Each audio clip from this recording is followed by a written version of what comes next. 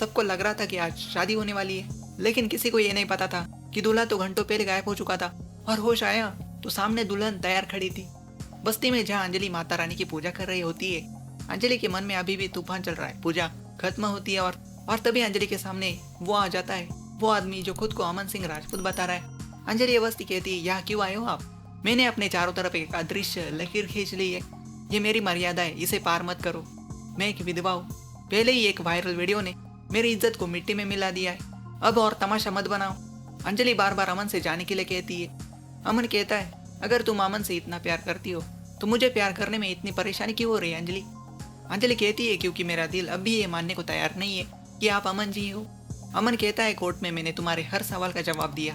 अरे कोर्ट में मैंने हर पूछे सवाल का जवाब दिया, फिर भी तुम्हें यकीन नहीं है कि मैं अमन हूँ। लेकिन कुछ बातें ऐसी थी जो मैंने वहाँ नहीं बताई, आज वो भी बता देता हूँ। और फिर अमन ऐसी बात बोलता है जिसे सुनकर अंजलि के पैरों तले जमीन खिसक जाती है।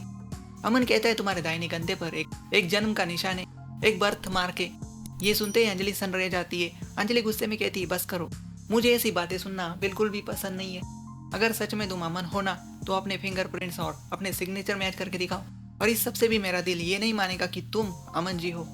जिस दिन मेरे दिल से ये आवाज़ आएगी ना कि तुम ही अमन सिंह राजपूत हो, उसी दिन मैं आपके पास भाग कर आ जाऊंगी। अमन कहता है, ठीक है अंजलि, लेकिन जिस दिन तुम्हें यकीन हो जाए ना, उस दिन अपनी वही नीली स्कूटी निकालना और मुझे पूरी दिल्ली शहर की सैर करवाना। अंजलि शॉक्ड कुछ बोल नहीं पाती, क्योंकि नीली स्कूटी की ये बात सिर्फ अमन और अंजलि जानते थे। तभी पद्मा बीच में आती और अमन से कहती है, अब तुम यहाँ से चले जाओ, लोग बातें बना रहे। अमन बिना कुछ कहे वहाँ से निकल जाता है, लेकिन उसके जाते ही अमन के मन में सवालों का पहाड़ खड़ा हो जाता है। अंजलि पद्मा से कहती है, वो नीली स्कूटी की बात जानता है, मेरे कंधे के निशान के बारे में जानता है, ये सारी बातें तो सिर्फ अमन जानता था। तो क्या सच में ये आदमी अमन सिंह राजपूत है? इधर अंजलि उस सवाल में उलझी हुई थी, उधर युवराज ठाकुर खतरनाक चाल चल चुका था। विद्युत इस बार नारियल बेचने वाले का वेश बनाकर अमन को बेहोश करने पहुंचता है। वो कहता है, साहब सुबह से एक भी नारियल नहीं बिका। अमन को उस पर दया आ जाती है, लेकिन अमन को क्या पता था कि उसके लिए जाल बिछाया जा चुका है।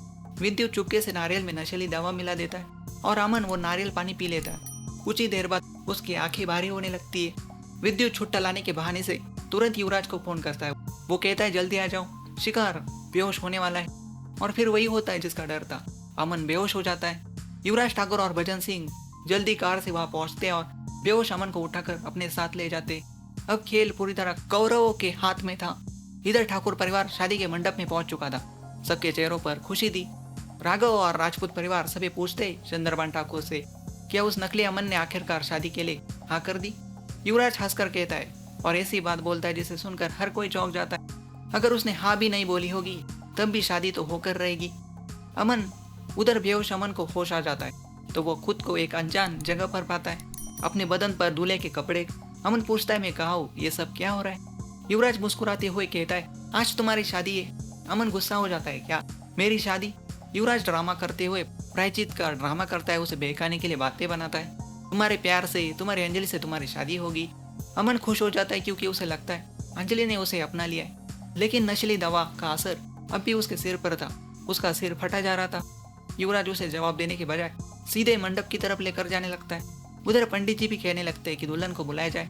दुल्हन के जोड़े में काव्या ठाकुर एंट्री लेती है।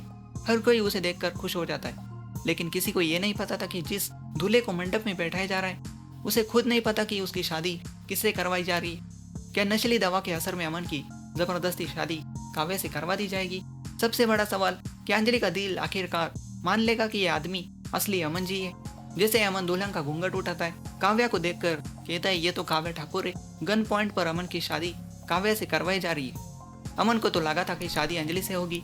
अमन तुरंत शादी करने से मना कर देता है, कहता है, मैं कोई शादी नहीं करूंगा, मैं शादीशुदा हूँ। तो चंद्रबान ठाकुर अमन के सिर पर गन तान देता है। क्या अमन करेगा शादी?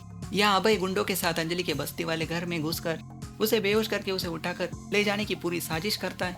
साने अंजलि को इन्फॉर्म करती है अमन की शादी या फोर्सफुली काव्या से करवाई जा रही है। वो आपका अमन ही है। कैसे अंजलि ये शादी रोकेगी? कैसे अमन अंजलि दोनों एक दूसरे को बचाएंगे? अगर आपको ऐसे ही लेटेस्ट सीरियल अपडेट्स चाहिए तो चैनल को सब्सक्राइब करना बिल्कुल भी मत भूलिए। Atul talk channel.